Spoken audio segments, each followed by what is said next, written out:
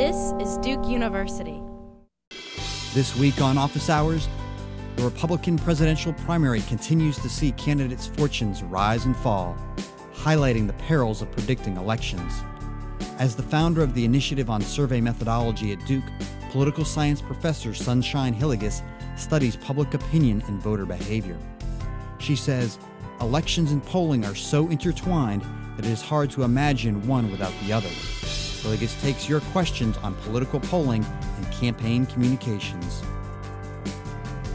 Good afternoon and welcome to Office Hours. I'm Sarah Krueger, a Duke senior and a production assistant for the show. Joining me today is Professor Sunshine Hillygus from Duke's Political Science Department.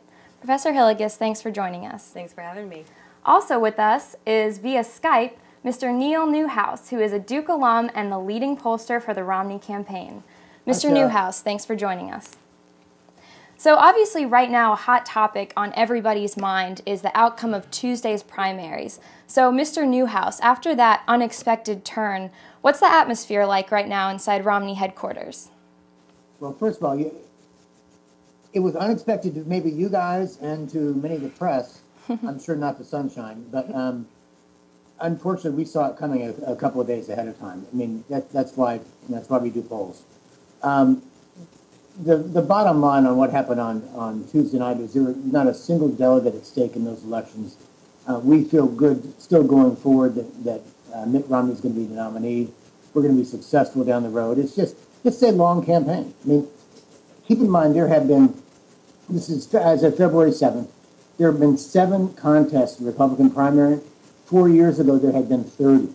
And that's a huge difference. So it's just being stretched out over a longer period of time.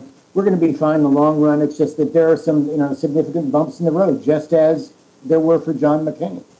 So it's just what happens in these races. And you look at the Colorado, Minnesota results, extraordinarily low turnouts in those elections. And it's just one where we came up a little bit short in Colorado. Right, and Professor Hillygus, looking ahead, I know it's still pretty early, but where do you see this primary season heading? What do you predict? That it's going to be more interesting for a bit longer than maybe some people expected early on.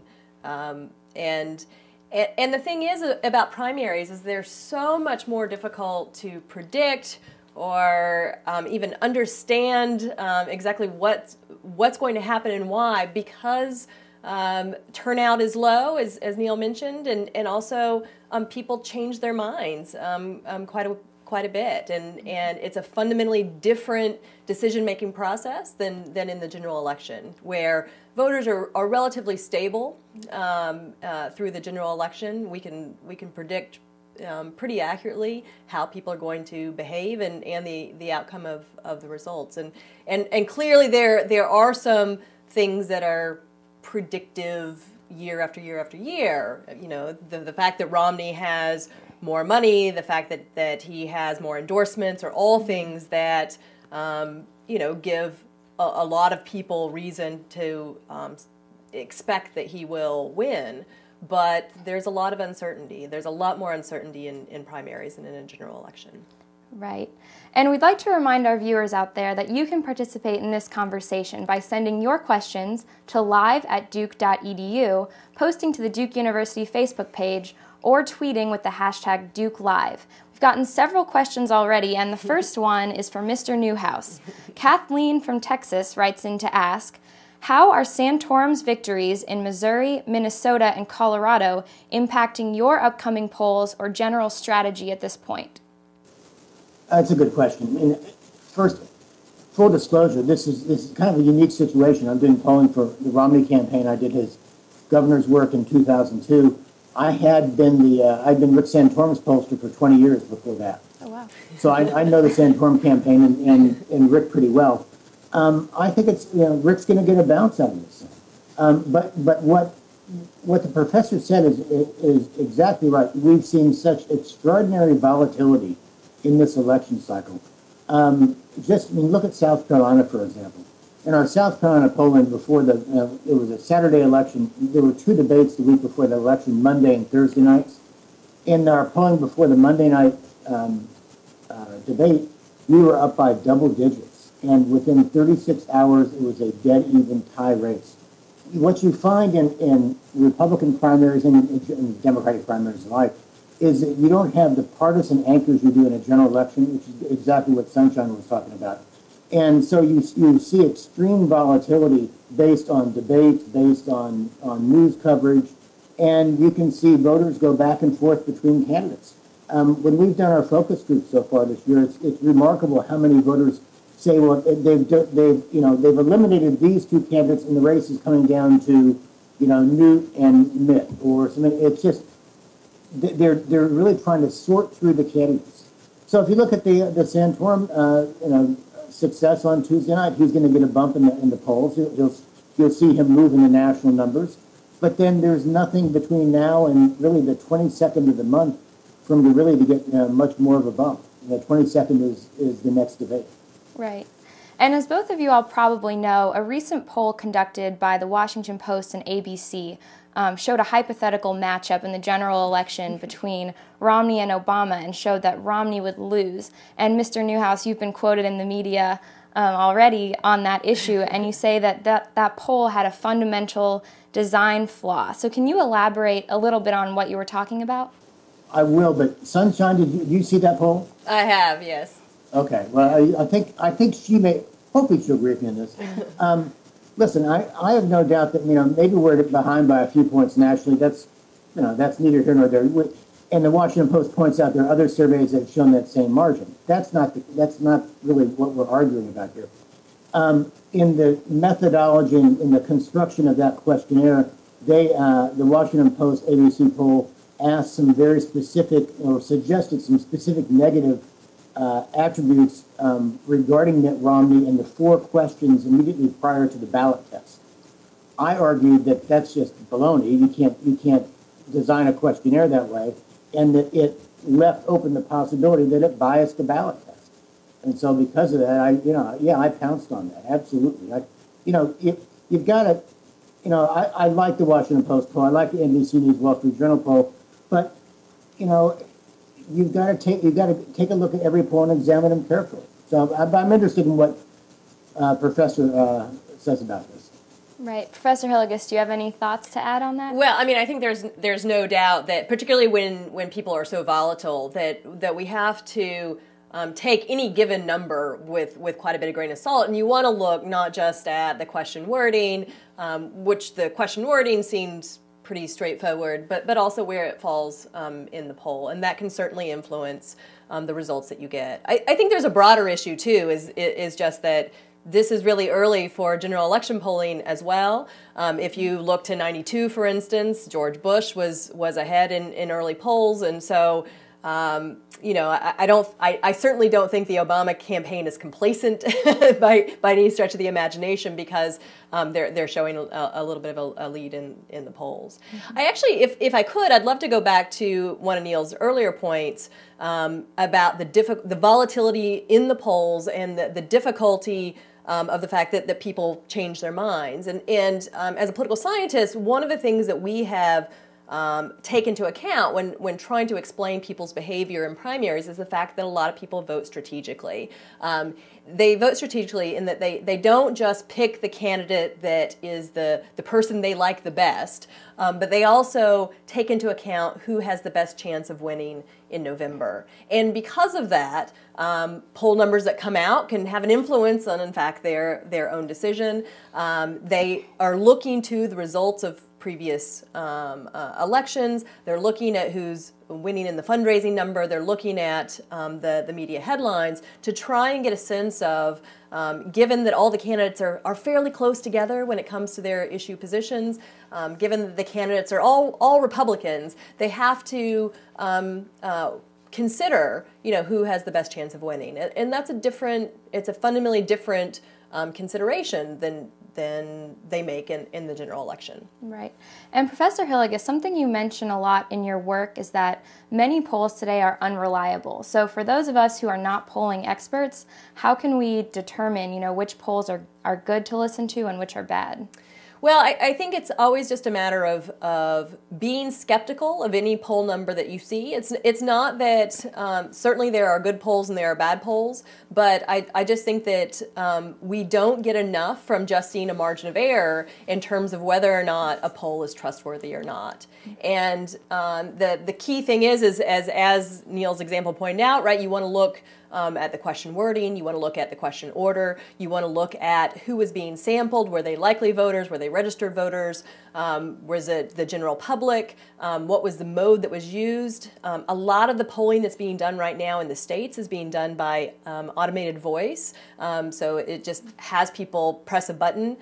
This is getting incredibly low response rates and might create some biases because of enthusiasm and so on. And so I think just as consumers of surveys and polls that we need to be aware of the potential flaws so that we're not just trusting them as the truth. It helps to have aggregation sites where they pull together and look at averages because you get a lot more from an average than any one poll. But I think I do think there's a responsibility for journalists and for people consuming the polls to be more aware of the ways that they can go awry. Right. And we've gotten several questions in. Via email, Stuart asks, are political campaigns still doing a lot of push polls to influence the views of respondents under the guise of conducting a poll? I understand push polling is illegal in New Hampshire. Should North Carolina ban them too? So I guess first to you, Mr. Newhouse, what is your response to that? People don't understand what push polls are. In our the classic push poll is where a campaign or an entity calls up hundreds of thousands of people in the state under the guise of doing a poll, asks 3 questions: be more likely or less likely to vote for Neil Newhouse for Congress if you knew that, and the entity making the phone calls has no desire to record any results. Their only purpose is to communicate this negative information about the candidate. So it's 3 or 4 questions long. In many of the surveys we do, the questionnaires may be 40 or 45 questions long, of which 10 or so are message questions, which we're trying to figure out how do you contrast these 2 candidates. Those are sometimes misconstrued as push polls because we are pushing them with, we are giving them information. So push polls are, when you ask the 3 or 4 questions and the only purpose is to communicate negative information, I got to tell you, those are unethical. We don't do them. We don't recommend campaigns do them. And I think it's a terrible way to campaign. And candidates are not being held responsible for. Candidates that do that are not being held responsible for because they're not being required to add a paid for line at the end. What we do in our polling is not push polling, but we are testing messages, and to some.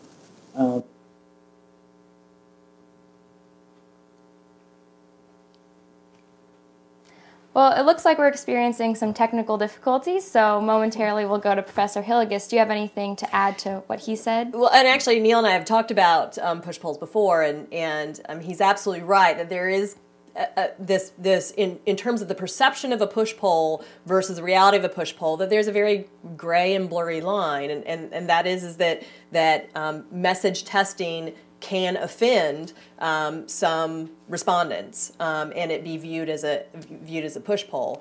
And it's somewhat difficult, though, to regulate in part because how you exactly define the push poll or not. I think Neil's mentioned before that you can tell if it's a push poll or not by do they ask demographic questions or not. Because if they're not asking demographic questions, they're probably not really interested in message testing. On the other hand, if we suddenly said that's how we're going to define a push poll, then I'm sure people who are interested in doing push polls would suddenly add a few demographic questions at the end for the sake of looking legitimate. So. And also, when I took your class 3 years ago, back when I was just a little freshman, you talked a lot about how polling is vital in maintaining democracy. So can you expand a little bit on what you were talking about then 3 years ago, if you still think the same thing. Sure, no, absolutely. I mean, and this is one of the reasons that, my message is usually, number one, that polling is vital to democracy, at the same time that we need to be skeptical consumers of those polls, is because polls, unlike even voting, has the opportunity to figure out the voice of all Americans, right? It's representative of all Americans. And so in a way that in between election cycles, or even in elections, you look at primaries where you're getting, less than 10% of eligible voters that are actually participating, that polls are an opportunity for the voice of the people to be heard. But again, we shouldn't just assume that they're error-free.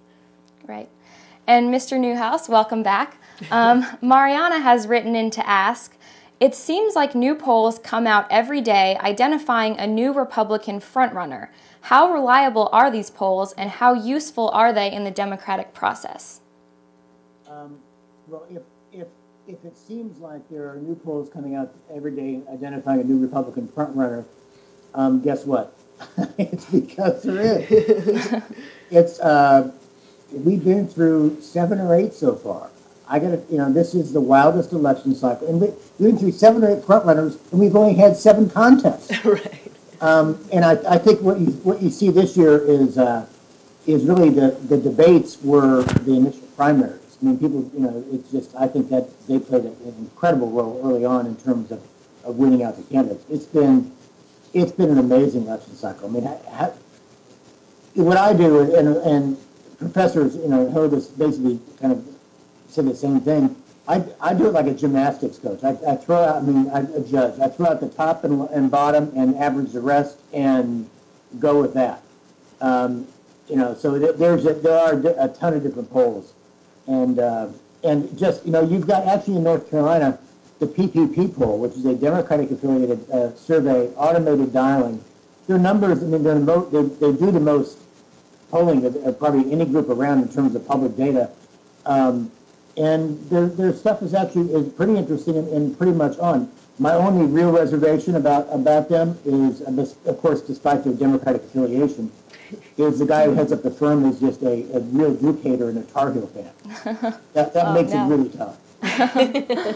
And we'd like to remind our viewers out there that you can participate in this conversation by sending in your questions to live@duke.edu, tweeting with the hashtag DukeLive, or posting on the Duke University Facebook page. So we've gotten some more questions that have come in. For Mr. Newhouse, Paul Clark asks, how many staff members do you have working at headquarters? Well, that's actually an interesting question. We're at headquarters. I'm in Boston now working at Romney headquarters. I live in Alexandria, Virginia. I've lived there for 35 years now since I got out of Duke and went to grad school at UVA. We've got our entire firm is in Alexandria. I moved up here in October full-time to work on the campaign. I have my own, I've got one staff person here, the rest of my team in Alexandria, and we have probably at our disposal 250 phones and then interviewers at different places across the country. So we have a relatively small staff here. We've always had, by the way, good success with Duke interns. So I'll make that pitch for you right now. We've had good people from Duke working for us, but we've got a relatively small staff. In the headquarters here, total there are probably 65 or so people full time on the Romney campaign. It's hard to count. We're on 2 different floors, but that's about the size of the campaign right now. And also, Mr. Newhouse, Dewey Media has tweeted in to ask, how much of your current polling is focused beyond the primaries on the national election? Damn little. Our firm is doing a ton of other work. I access and take a look at other national stuff, but I got to tell you, right now, we are foursquare looking at winning the Republican nomination. I have plans. I've certainly laid out our general election polling, what we're going to do. But right now we are focused on coming out of the primary and caucus states with a Republican nomination from Mitt Romney. Right. And Professor Hillygus, in your most recent journal article, which I read last week, you say that polling has three main functions in presidential elections, which you identify as forecasting election outcomes, understanding voter behavior, and planning campaign strategy. So can you elaborate on that, which one of those you maybe see to be the most important? Well, I mean, certainly Neil can speak to the use of polls and the role of polls for campaign strategy. In my view, the value of polls comes less for their ability to predict election outcomes and more to explain why a particular candidate won or lost and why voters behaved the way they did. Part of that is the fact that as a political scientist, that's what I'm most interested in. But part of it too is that there are so many hurdles to making a correct election prediction. But in terms of using polls for understanding voter behavior, in a lot of respects, when you look at exit polls, that is the most important function, is to be able to look to see who were the people who were supporting which candidates and try and understand why.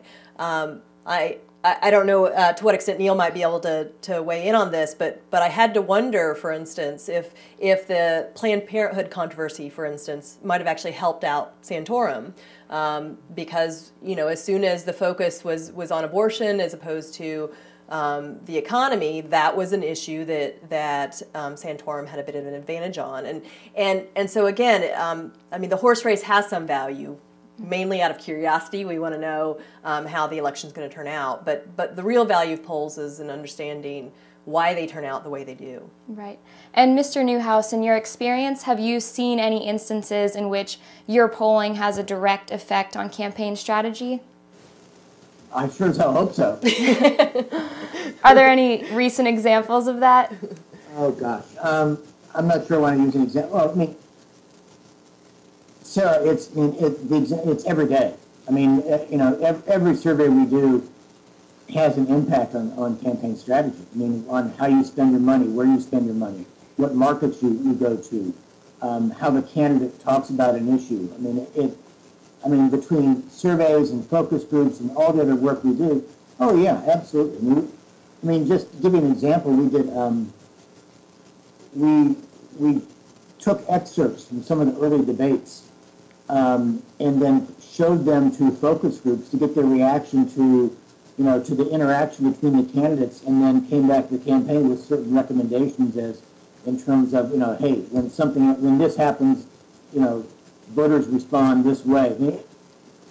I mean, every day and everything we do, the research has an impact on campaign strategy. So, and that's certainly more so in this campaign than it is in others, because we're doing a ton more polling, because everything you do every day here makes a difference. I mean, this is a campaign that's being driven by earned media, which is by TV coverage and events that happen every single day. So, and the ad testing we do. I mean, certainly we've tested basically all of the ads we've run. To try to figure out what's most effective, why it works, why it doesn't work, how voters respond to it, and maybe how to tweak it to make it better. So it's, before the campaign spends $2 million on the air on a specific ad, it makes sense to spend $15,000 to $20,000 to test the darn thing and make sure we're getting across the point we want to get across. Right. And we'd like to remind our viewers that we are taking your questions. You can email them in to live@duke.edu, post them to the Duke University Facebook page, or tweet them in with the hashtag DukeLive. We've gotten another question for Professor Hillygus from Courtney. She asks, if you could conduct one poll on the Duke undergraduate population, what would it be? Well, that's a tough one. Either politically or not. Right. It probably wouldn't actually be political, although, given that's the topic, I could probably speculate about the political views of the Duke population.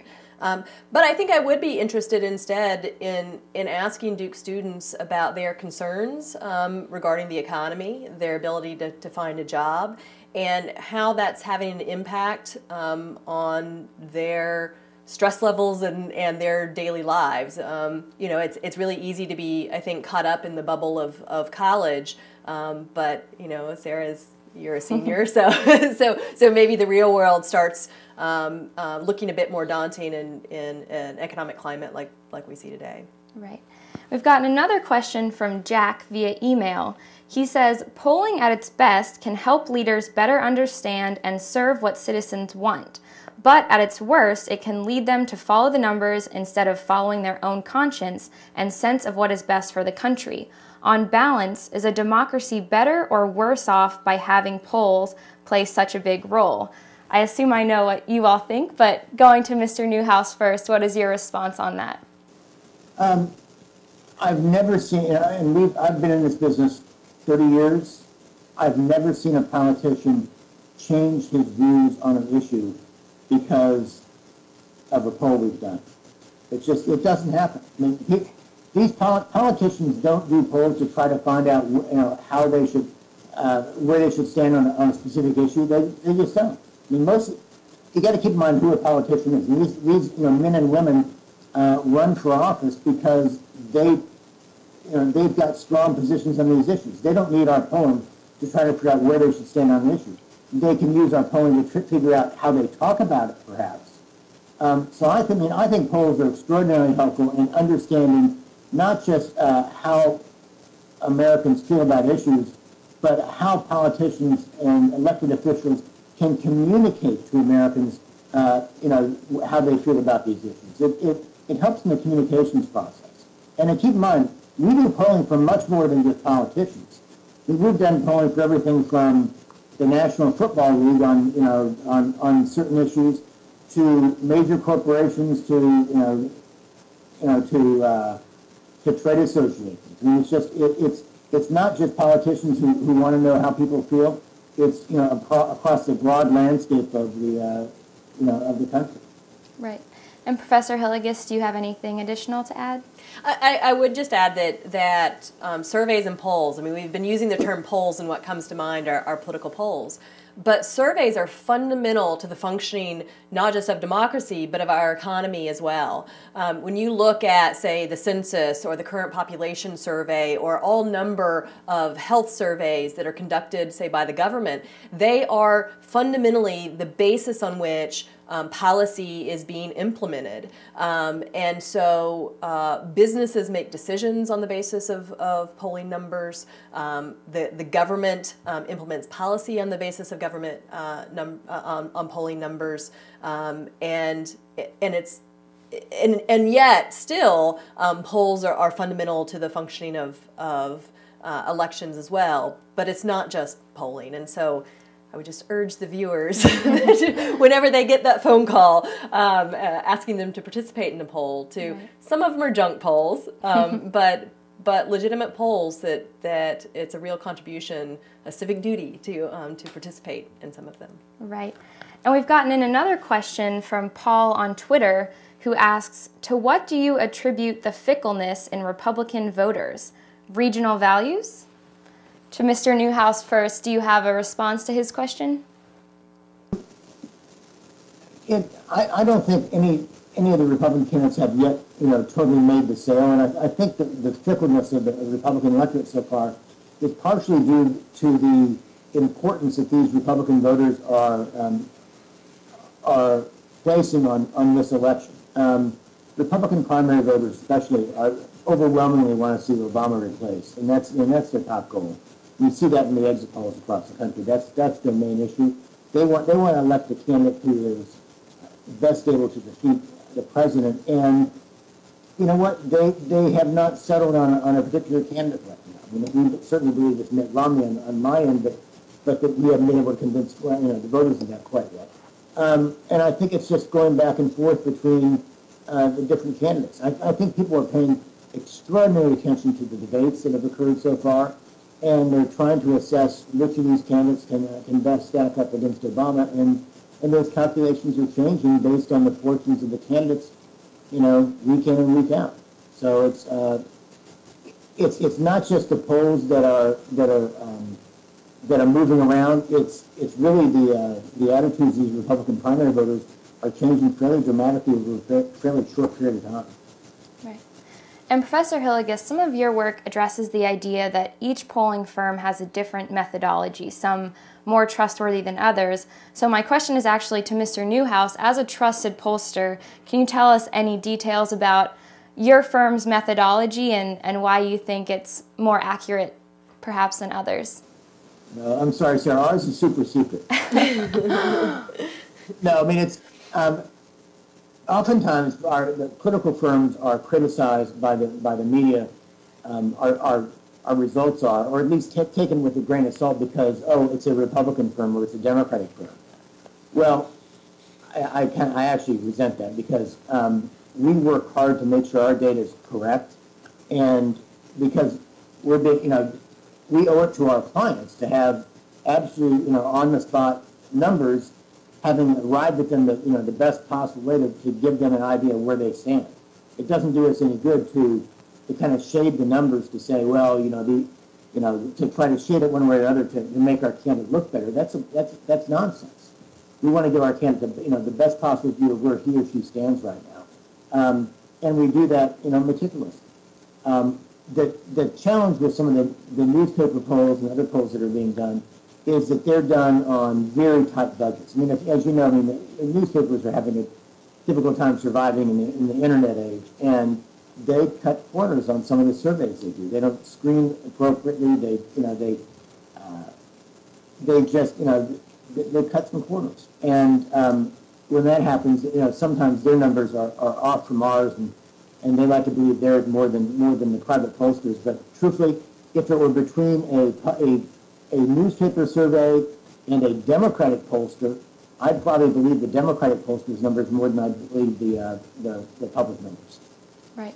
And Mr. Newhouse just touched on this a little bit, but going off of that, how do you see that technology has affected polling today? I know something you talk about a lot is that the number of landlines is decreasing, and that's usually the medium of polls. So what else has technology done, either for the better or for worse, for polling?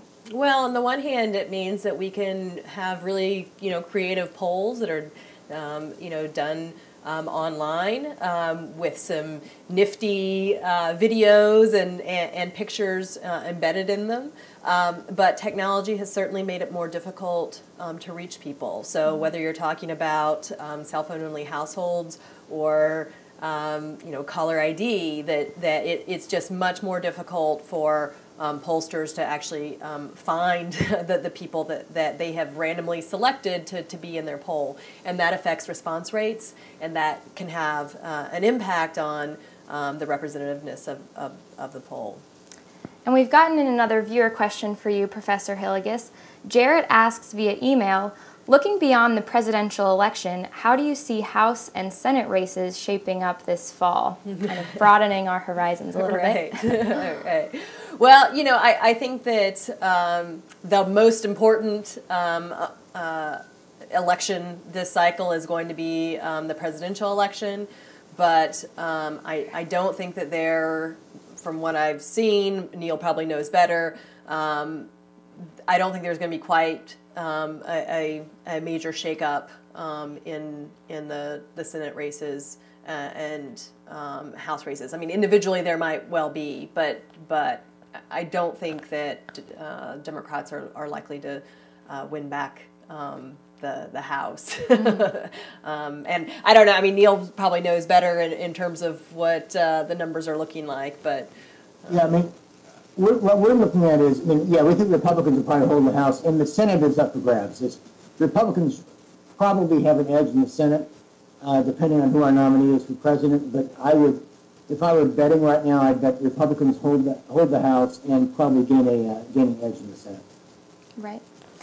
And Mr. Newhouse, we've gotten in a question for you via email, a little bit critical this time.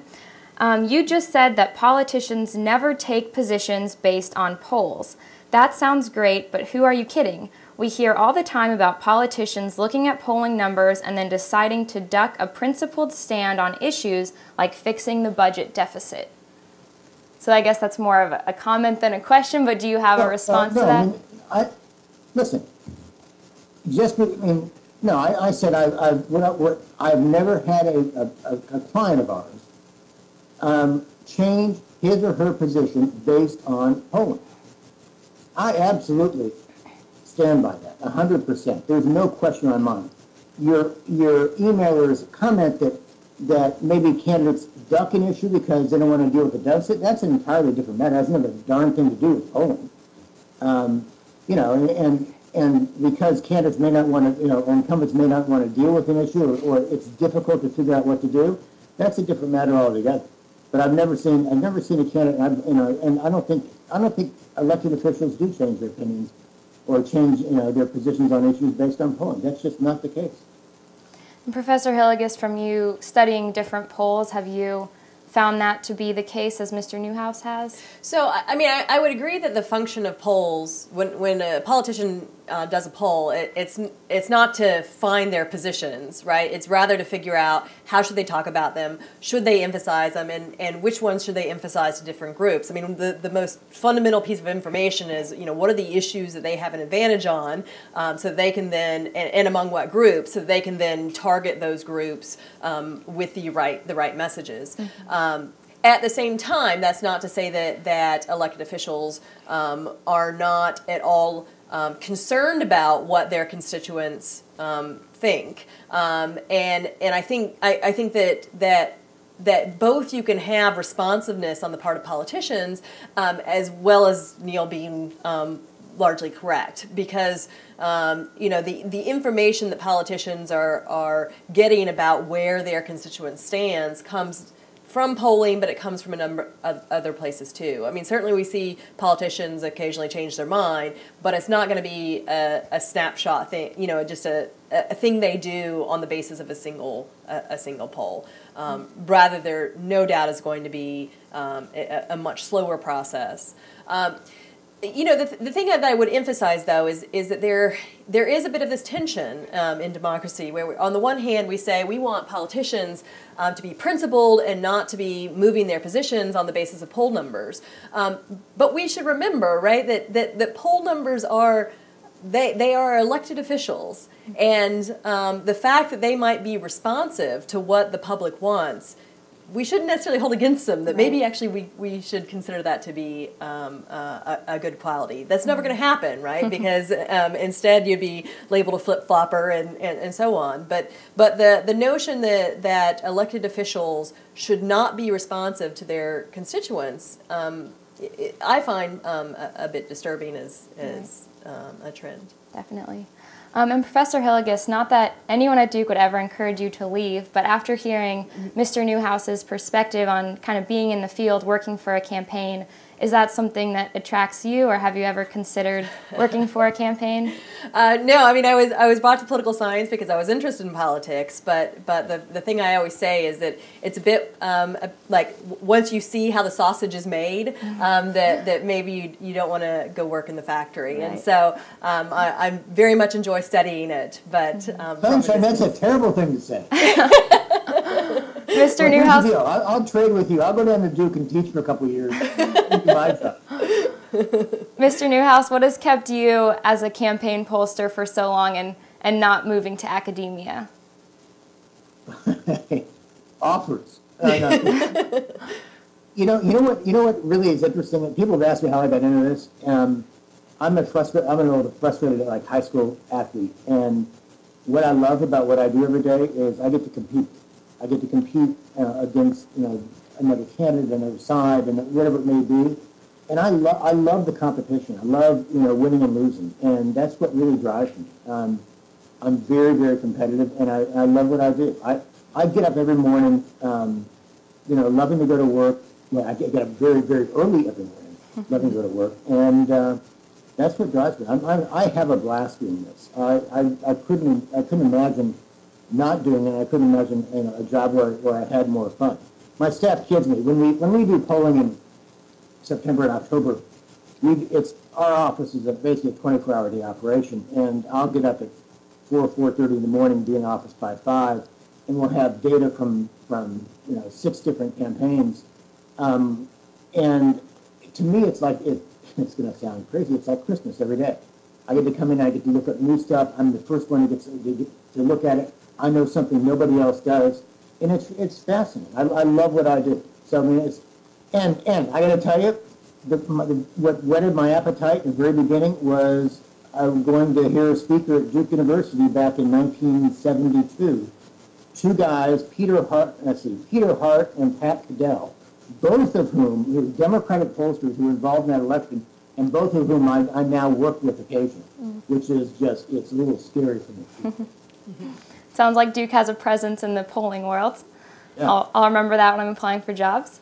But so to wrap up, I wanted to ask both of you a quick question, perhaps the most difficult question that you have been asked so far. So with that build up, what are your predictions for the next caucus, which is Maine, which will be kind of wrapping up on Saturday? I think it's been going on for a few days already, but do you all have any foresight into that, Professor Hillygus? I actually don't think it's quite as difficult, in part because you just look at the demographics, where it is. Romney and Ron Paul have, I think a stronger presence there than Santorum. As I think Neil mentioned before, that in fact the contests coming up are not ones that I would expect Santorum to do particularly well in, and the question is just how long can his bump from these wins sustain him. What he really needs is the media attention to sustain him into Super Tuesday. But I think that Romney has a fairly comfortable. Certainly what I've seen is that Santorum's getting a bump, even even in places where Romney has a strong advantage. But I'm guessing it's Romney. Yeah, and I think what you see a lag in some of these surveys. So, for instance, the Gallup tracking right now, which is being done on a daily basis, is over 5 or 6 days, and it's really not going to capture the full extent of the bump that Rick Santorum is going to get. Beyond Maine, I think the two key states we're looking at are at the end of the month, Arizona and Michigan. And we feel pretty good about those. Arizona, I think, is we've got a bigger lead in Arizona than we do in Michigan. Michigan's going to be a real competitive state. That's going to be fun to watch. I think Santorum's going to compete there. I'm betting Newt does as well. And then in terms of Super Tuesday, the state to watch there is probably Ohio. You see Newt already spending time there yesterday and today. And I think Rick's going to go there as well, and we're going to make it a priority. So you'll see that being a major battleground state as well. Great. Well, I hate to wrap up, but I know there are a lot of polls to be done, so I will let you all go. But thank you so much to both of you for joining us. Thanks, Sarah. And thank you to our viewers for watching. And just a reminder that this whole conversation will be online at ondemand.duke.edu. Thanks for watching. Online at duke.edu.